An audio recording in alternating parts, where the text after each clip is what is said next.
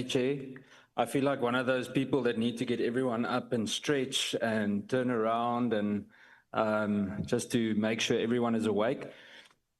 General, firstly, thank you for putting up with us today.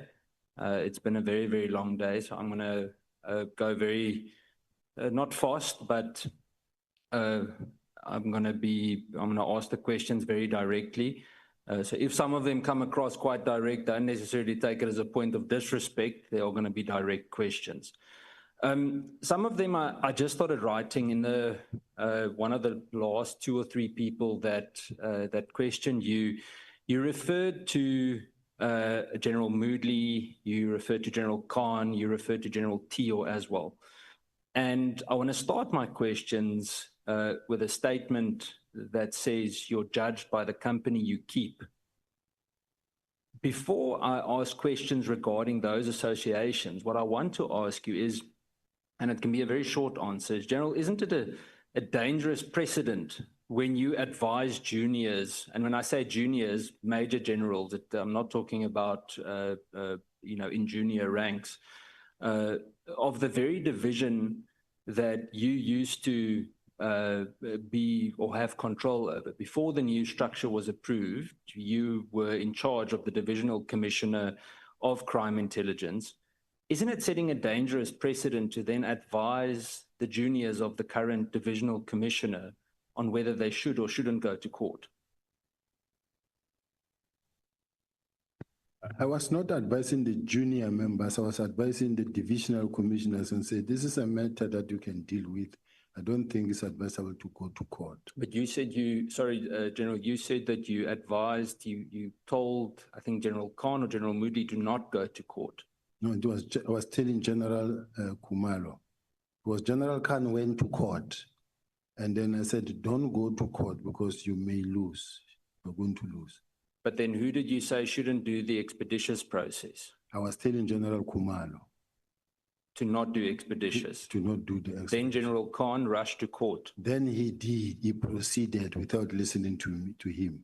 But you told General Khan, I think you almost said it again now, you told General Khan not to go to court. Chair, can I be assisted here? Yeah. I said, General Khan, General Khumalo was charging General Khan, and he was using the expeditious approach in a matter of 2021. It's a very long time matter outstanding, and he's been at work working. So in other words, when you have to charge him, you have to follow the normal disciplinary process, not go expeditious. And then he didn't listen. He charged him using the regulation of expeditious. And then General Khan, in order to defend himself, he ran to court. And he succeeded. And yes, and he succeeded. That is what I was saying. Okay, General, I'm sorry if I misunderstood earlier, but you, and I'm going to labor the point. Earlier you said that General Khumalo was going to do expeditions against General Khan, correct? Yes. You told General Khumalo why would he do expeditions, correct? Yes. Just now when I asked you at first, you said General Khan shouldn't go to court, right? Never said General Khan shouldn't go to court. No, it's not what he said. But Chair, apologies, Chair, but then there was a problem with previous questions because that's exactly what was quoted earlier. Yeah, what he said was that he advised that when the matter of General Khan went to court, General Khan succeeded in his court litigation. And then General, you said it's Moody, went to court and he lost. Okay. Did you tell General Moodley not to go to court? No. General, I think we're in different rooms here because this differs directly. I see the members nodding as well. I'll go back to it. I'll come back to it later. Chair, there's something wrong here. Moodley was instructed to report to the inspectorate. I followed up on this in Parliament several times. General, when General Moodley was reporting to you still, he was instructed by yourself to go to inspectorate and he refused. The reason I'm asking this tonight is because ground level members, if they don't submit leave correctly or they make a mistake, very, very often, if it's not expeditious, they even get pay cuts. But they face severe punishment, sometimes, in my opinion, overkill punishment. General Moodley was away from work. Tonight, you're defending him here when you spoke earlier, and you can differ from me, but he was away from work for 2 years. What did you do to remedy that? Remember that General Moodley was away because he was removed from his position. And as he was removed from his position, he was being sent to inspectorate. Now, this is the member of crime intelligence who grew up in crime intelligence. You are taking him out of crime intelligence, you're saying he must go to the inspectorate. And he's saying to you, myself and General Jacobs, we don't have a relationship at all. And I can tell you, it won't work. Then the National Commission say, all right, let's see where we can place him. Choose three stations, clusters where he can be transferred. They gave him 3 where he must choose. He chose Gauteng. Now he feels that he then asks, okay, when must I report and where? But this is after quite some time he was on sick leave, quite some time. Now, in my case, I say he then received a letter that says you either come to work or you are fired. He got fired, and then he went to court to challenge the expulsion. So he went to court, and the court ruled in his favor. Now, in my case, I wasn't defending anybody here. What I was saying is that there's something called interpersonal relations. What needs to happen is that you must be able to build a team in such a way that you work with everybody that you work with. You work with people, with staff that supports you. So it wasn't like I'm supporting General Moodley. Thank you, General. General, and I want to give context to it. The reason I'm asking those questions is because you said you gave vague answers about there being factions. Now, the whole conspiracy with this entire conflict was that General Moodley, Khan, and to a certain extent General Teo were part of one of the factions.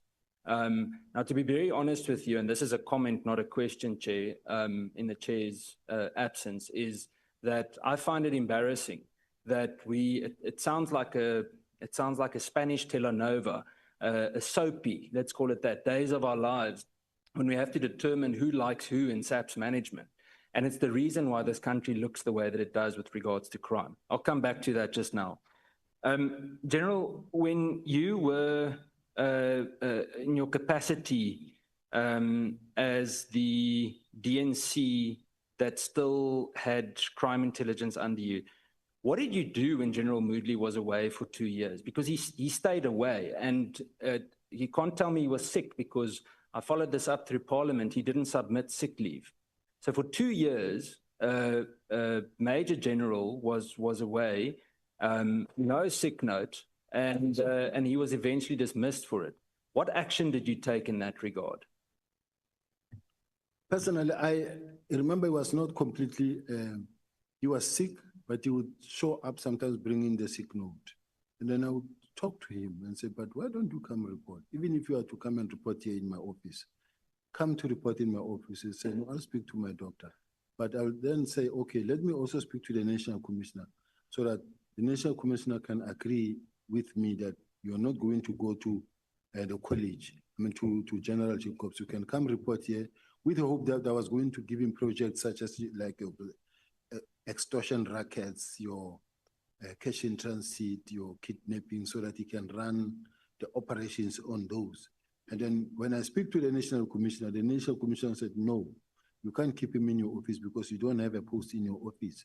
Then what I was trying to do to assist also was not approved by the National Commissioner. Now, in my case, it was now between him and the Divisional Commissioner. General, again, you need to, and again, I say this very directly, but and respectfully, you need to decide whether you're going to be the peacemaker or you're going to be the DNC. You can't allow for crime intelligence that currently in shambles the way that it is, for someone to ad infinitum stay away from work, and when they pop in, they can. The reason I asked this is because General Moodley, amongst others, and you'll see how the names fit in when I continue with the questions, even flew up to head office to visit you. During my time following up through Parliament and asking questions, etc., it was very clear as we received information that he had visited Pretoria several times. And I find it interesting that you now say he won his court case when he's currently still dismissed. I know he's taking it on appeal, but he's currently still dismissed. And this leads me to the following question. You then again create the impression about General Thiel. Now, General Thiel was previously investigated with allegations of kidnapping, assault, GBH, attempted murder, and defeating the ends of justice. He's currently on his way to trial for defeating the ends of justice. And that's why I started with a quote of saying that you are judged by the company you keep. Because it's ironic to me at the moment, with all of the statements that we've heard today, that those names are the ones that you choose to show some kind of ill treatment, and that it creates the impression of further factionalism. General, I want to move just regards to ranks and promotions, and I want to zoom in again on crime intelligence, and I want to ask you whether you questioned it or had any reservations about it. You mentioned, I think yesterday, a driver that was overnight promoted to captain in KZN. I think it was to captain. Again, when I look at General Moodley and General Khan, both of them were promoted not too long ago, directly from Lieutenant Colonel to Major General. And that in itself is a significant jump in ranks. We were talking about General Mkhwanazi earlier. I've got my own questions about the way that he was promoted, and we can debate that. But skipping 2 or 3 ranks at any given time is significant. Did you have questions about that? I don't have knowledge of that because I was not there. Thank you, General. General, I want to move to the issue of Vusimusi Cat Matlala. When you had organized crime as a commander there, or let's park that, you were a commander of organized crime. You told us in this house that you had no recollection of Cat Matlala's criminal background, correct? Yes. General, how is it possible that you led organized crime, even now as DNC detection, crime detection, and to a certain extent crime intelligence as well? Matlala has a 25-year-old record, criminal record, of significant offenses. I mean, a lot of them were in the media. I went and drew them up today, from cash in transit heist, illicit firearms, and scores of those cases were withdrawn. Did you do anything from your side to do any kind of due diligence regarding Mr. Matlala?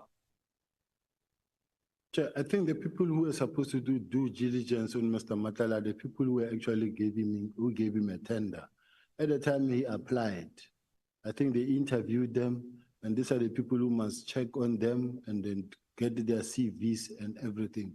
But the fact that he was given a tender, to me, he appeared to be a normal businessman who is a stockholder, because he was actually operating from the College of the Police. So, General, you're saying that he managed to build this so-called organized crime network, and while you're heading up organized crime and you're heading up later on detective services, you didn't know the background of Cat Matlala, one of the notorious, seemingly, or let's call him one of the highest ranking criminals in South Africa. You didn't know anything about him. No, I didn't know anything about it. And to be quite honest, Chair, it doesn't mean that when you are the component head, organized crime, which means you must know everybody who is a criminal. You will have, in the provinces, you will have a provincial head of organized crime. And then in Gauteng, there's also people who will know about him, but in my case, quite honestly speaking, I didn't know him.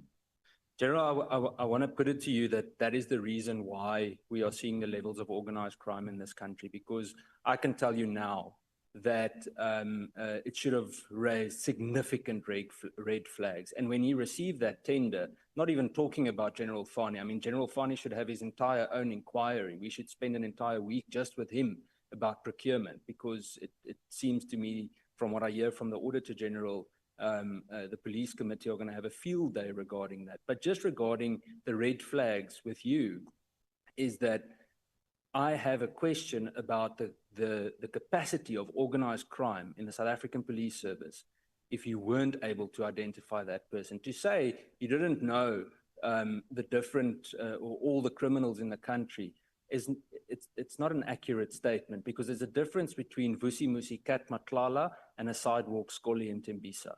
Big difference. General, I want to move to the matter regarding, or furthermore, Kat Matlala. With regards to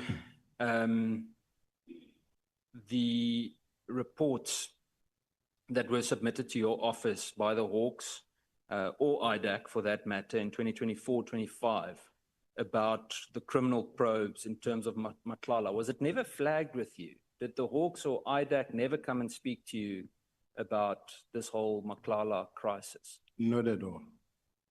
Chair, I think that's something we can ask them about then as well, because there's a serious, very serious oversight lab with internal capacity. General, furthermore, the matter of Kat Matlala and withdrawn cases. On what I just told you, several criminal cases were opened against Matlala over the years, and almost every one of those cases was withdrawn or quietly struck off the roll. Did you ever question why that kept happening? Because that subject never came up. I didn't know that this man is actually a habitual criminal, or has got so many cases withdrawn against him. It never actually happened. It's unfortunate, Chair, because at this point in time, I'm expected, or I'm being asked questions whether didn't you know about this man? Didn't you know that he's got criminal record? But I don't think it is fair that I'm expected to, when I meet somebody, I must call someone and say, please conduct an investigation on this, run tests on this individual. I'll end up doing it with everybody.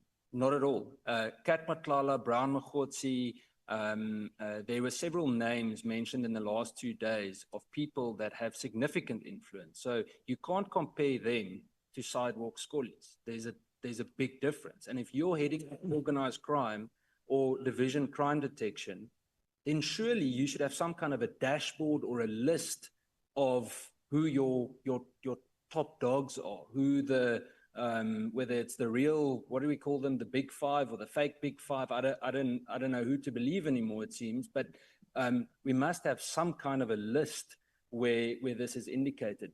If a stakeholder gets 360 million rands worth of tender in South African Police Service, then it is the entire SAPS management, and it includes you and General Masemola.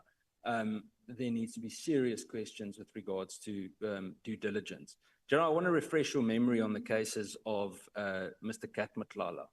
2018, 11-0 Porsche, attempted murder, withdrawn. 2016, Santon, possession of a firearm without a license and impersonation of a police officer, withdrawn.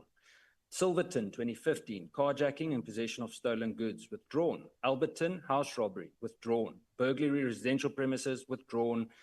Possession of housebreaking equipment, withdrawn. Common assault, cash in transit heist, not guilty, acquitted.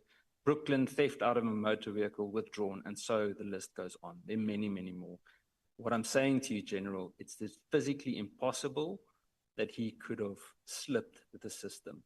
Someone helped him. And if it wasn't in your office, then it was in the office of General Fani.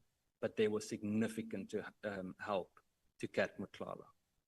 General, you've repeatedly blamed crime intelligence for operational failures. But I want to ask you whether you ever issued any kind of a formal directive to crime intelligence to target Kat Matlala or Brown Mkhwanazi over the past 12 months?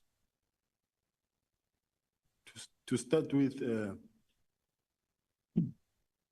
Chair, I don't think it is fair that all the records that the honorable member was reading here. I was not in the police. And the chair is saying, I wonder if it was not in your office or General Fani. It's really unfortunate and it's not fair at all, because we are not accountable and responsible for people that are criminals. And if that is the case, why did the police give him a tender? I was not there. I don't know. So that statement, really, I don't accept it, Chair. And then as to whether I gave any order or any instruction to crime intelligence to investigate Ket Matala, crime intelligence has got a counterintelligence. They do their work, they know their work, and if they do it. They don't have to get any instruction from me. I didn't know about Ket Matala's involvement in crime. So even when you're the DNC, crime intelligence, before the new structure was implemented, you didn't give any form of instruction? That's worse. When I'm the DNC, I'm not that operational. I'm more now at strategic level. I'm throughout the country running with the National Commissioner and the ministers in all strategic issues and attending in BIZOs and all other areas where I'm sent by the National Commissioner. So is the closing down of the PKTT purely a strategic issue? The closing down of the PKTT, remember, it's an official instruction that came from the minister through the National Commissioner. So it is not a criminal thing, a side issue that happening somewhere in a corner, unknown. It is an open official thing that was happening. I'm not saying anything unknown, General. I'm asking whether you gave any instruction to crime intelligence. You explained that there's a false narrative that was being driven against you in the media. Did you ever task counterintelligence specifically to investigate such, especially with regards to the internal communication? You'd remember on the very famous 5th of March meeting, we discussed smear campaigns against people in the South African Police Service. But I think, Chair, crime intelligence head, the divisional commissioner, reported to me. But the officials under the divisional commissioner, crime intelligence, were not being tasked by me. I could not call a counter and say, come here, Mr. The national commissioner can do that. But in my case, there was no relationship with crime intelligence. There was no relationship with even the head of crime intelligence. No relationship? Yes. General, you speak of unfair, but you know what's unfair? That we're sitting here at 11:30 on a Tuesday night about a group of adult men and women that can't get along in the police. General, did you ever demand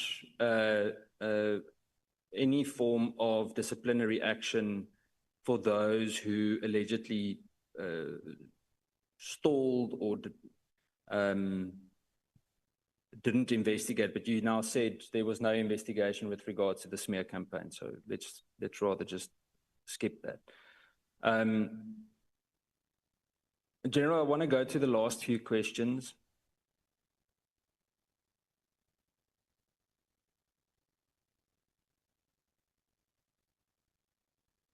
I want to ask with regards to the minister that withdrew the advertisement for the position of the national head of the DPCI, indicating that the process will be extended to find the right person for the post. As someone who publicly expressed, this is you, interest in the position and has long served within the South African Police Service leadership, how did this decision and the implied suggestion that the right person had not yet been found make you feel, both personally and professionally? Do you believe that the withdrawal reflects a lack of confidence in you and the current pool of senior SAPS leadership, or do you see it as part of the broader political or institutional contestation over the control of the Hawks? I think that's a question that can be responded to by the minister. No, General, I'm asking what is your opinion, not the minister's opinion. He'll have his day. I don't have an opinion on that. So it doesn't bother you that they said they're waiting for the right candidate? As far as I'm concerned, I'm one of the applicants, and I have expectations to be shortlisted. And if I was not shortlisted, or maybe it was withdrawn, it means the right candidates did not succeed or were not really there to be considered. So you win some, you lose some. If you are not part, or you are not in their plans, unfortunately, that is what it is. Thank you, General. General, would you say, let me ask you first, yes or no, was it unconstitutional or unlawful for the minister to order the closing of the PKTT? Personally, I don't see anything unlawful about it. So it's constitutional. You think it's constitutional? Yes. See, I was planning to ask you because from what I could find, it's not constitutional. We can't give an operational structure. And I actually wanted to ask you whether you would jump off the roof of this house had the minister asked you that. Because everyone keeps telling me that they follow orders when it suits them in SAPS. But when it comes to the ground level issues and the frustrations that we keep on asking questions about, whether it's from the committee or elsewhere in Parliament, things are stalled and it's extremely frustrating. Chair, I want to close by maybe just saying that the trust relationship for effective policing is essential, especially in the management of SAPS and I guess all the accounting bodies around it, Parliament too. But by the actions that we've witnessed today and even over the last few weeks, with many different stories and testimonies, I really want to say that the public's confidence in SAPS, I think, has never been undermined on the level that it has now. Thanks for watching.